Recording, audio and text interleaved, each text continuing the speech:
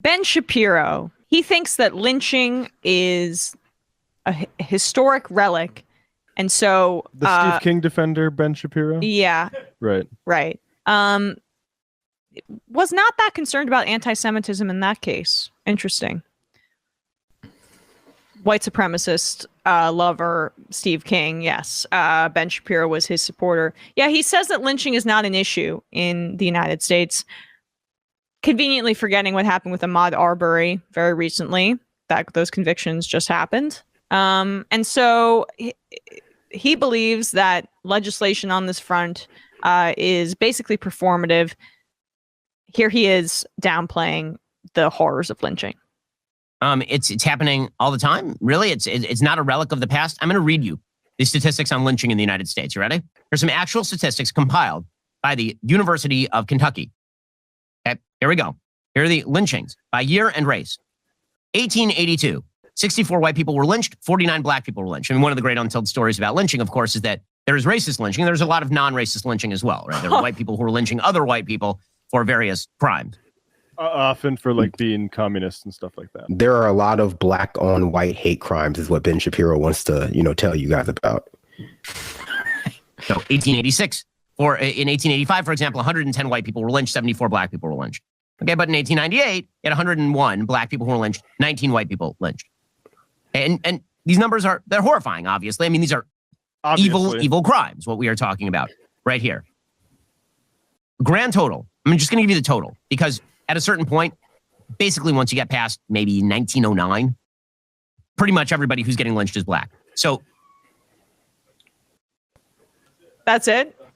Okay. So he's essentially, he says it's a relic of the past. It never happens again. I cited that example. You can categorize a lot of the murders of black people by police as a form of lynching as well. Although, it's maybe doesn't meet his exact specific legal definition there. But why even raise this? If you feel it's a relic of the past and the Senate decides that they want to, I think it's in the Senate right now, right? The anti-lynching legislation.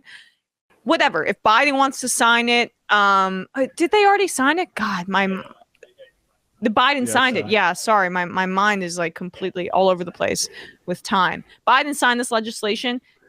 Then why care? If it's not really an issue, then fine. You can use that piece of legislation as an ornament. It doesn't really necessarily matter. But for him, he wants to use this as an opportunity to say, well, look at the left trying to drum up relics of the past, racial resentment that isn't actually really there in order to further their agenda. Yeah, no, agreed. I think, it fits in well with what Charlie Kirk was saying earlier about, LGBTQ indoctrination being slapped in people's faces. But it speaks to the true conservative ideology and the way they conceptualize the world as a zero-sum game. And so that the inclusion of people of color, the inclusion of gay people into these spaces is inherently discriminatory against them in their minds. And that's why, using gay marriage as an example, one of the big arguments against it was that allowing gay people to get married would inherently, devalue the sanctity of straight marriages or marriage in general. They can't speak to, they're shallow hand waves towards equality are always just so easy to see through, because at the end of the day, they just inherently think that if you give black people rights, if you give, LGBTQ people the same rights as other people, it inherently means that you are oppressing them. And so, all the good conservative, the good conservative performativity that Ben Shapiro goes through. He's oh yeah, but lynching was terrible, but it's in the past. It's all meant to appeal to that kind of Republican mentality that if there is any law that is targeted specifically at preventing harm against people of color, against LGBTQ people, it's inherently oppressive against people who are, you don't want to say racist because that's the only people who are really being oppressed by anti-racist legislation, but inherently discriminatory against white people who were also lynched. Remember that. Right. Yeah, I mean, I just don't understand what he tries to do here is the old, let's go into stats and try to obfuscate in a way that can make us seem like everything's fine and right, which he does on climate change and stuff like that. But I'm looking at the numbers, and it's like, even if like the lesson that there's a lot of racist lynching, a lot of non-racist lynchings, like, yeah, but there's a lot more racist lynching. Like I am down if Ben Shapiro wants to have a discussion about how particularly like labor organizers were lynched for trying to organize places in like the 1880s and stuff like that. Like that stuff's interesting to me. But you look at the numbers, and this is just from the Tuskegee Institute, and it is like just vastly more black people than white people. Surprise. I mean, just these totals that he said he was going to read them off. About 1,300 white people and 3,400 black people. That's 1882 to 1868. And a lot of these, you have to you would wonder what the proportionality of that is. Like, say a state like Arizona, which is one of the outliers where it had 31 lynchings of white people and 0 of black. You wonder if we counted everyone, if we missed a few there, but maybe there's just more white people there to get lynched, right? So like, yeah. I don't know what he's even trying to prove there.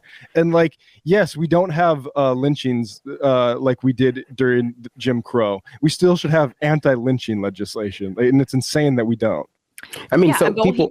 Go on, Brandon. I mean, we still have lynchings, though. I mean, there are a lot of stories of like black kids in the South, being killed mysteriously, not just by police, and the police just not looking into it. I mean, this, in my opinion, this is like Ben Shapiro's. This is the historical version of cops also shoot unarmed white people too.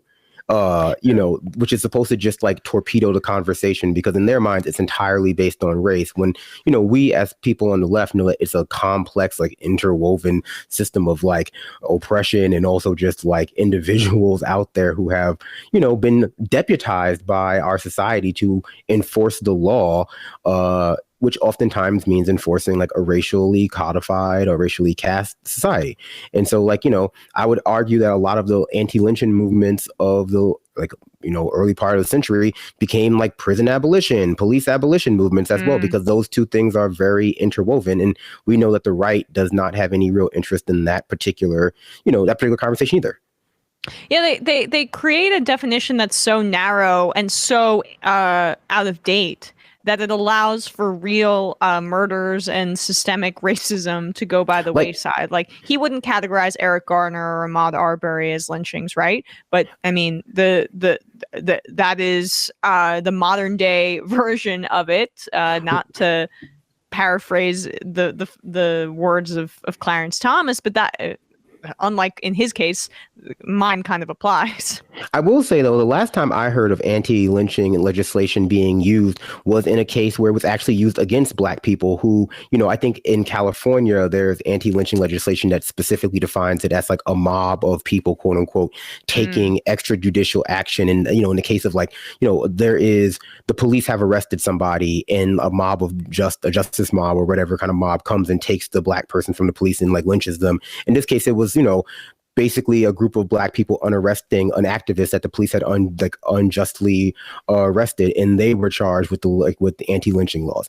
And so a lot of ways, even anti-lynching laws, once they are filtered through our racist police state, become tools of basically not lynching people, but tools of racial oppression. So I mean, the question of why are they so bent out of shape over legislation that may or may not actually even ever be used is because they can't even stand the idea that there might be some kind of law in the books that equalizes things for across racial lines, which it definitely won't do. Right. Can you guys hear me? Yeah, we can hear you. What's going Okay, on cool. Because I guess my connection was, I don't know what was going on there. But I was looking at some of the specifics of those mid 1800s lynchings that were of white people that Ben Shapiro classified as non-racist lynchings. And this is interesting. I bet you I know what that is. They're probably pro-integration, right?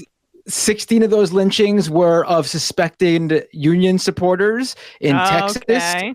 One was literally the lynching of an abolitionist newspaper publisher. So yeah, those non-racist lynchings were very much racist. Yeah, they were white supremacists. Yeah, exactly. I mean, anyone who needs to read who's the guy who wrote Reconstruction? Eric Foner. Like, I mean, this is all history we should be more familiar with, be as familiar with as we are of the Civil War, which was like, again, like sort of a revolution against slavery, but then you had the restoration of white supremacy afterwards, and we don't talk enough about that. Right. We definitely don't. Because, like, as Matt was saying, white supremacy, I think, has been mystified by, I guess what the right wing would say years of CRT, but I would say is years of like inadequate, like, basic education about America's history. It's mystified the fact that white supremacy is not as simple as just like black people being killed by extrajudicial mobs of white, like, Klansmen. It's it's a system, a racial system that also includes other races and white people, but it's not, doesn't describe the relationship that white people have with black people as an underclass.